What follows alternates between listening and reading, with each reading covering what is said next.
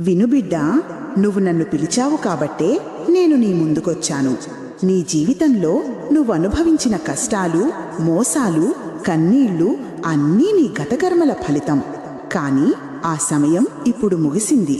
ఇక మీదట నీ భవితవ్యం నా చేతుల్లో ఉంటుంది.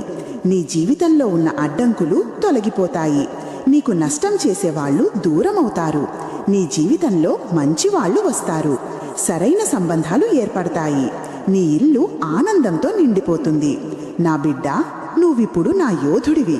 ఇక భయపడేవాడివి కాదు, పోరాడేవాడివి. నీ మనసు ప్రశాంతంగా ఉంటుంది. నీ నమ్మకం తిరిగి వస్తుంది. నీ జీవితంలో కొత్త అధ్యాయం మొదలుపెట్టు. ఇక నీ ముఖంలో నా కాంతి ఉంటుంది. నీ మాటల్లో నా శక్తి ఉంటుంది. నువ్వు ఎక్కడికైనా వెళ్ళినా వెలుగు విరజిమ్ముతుంది.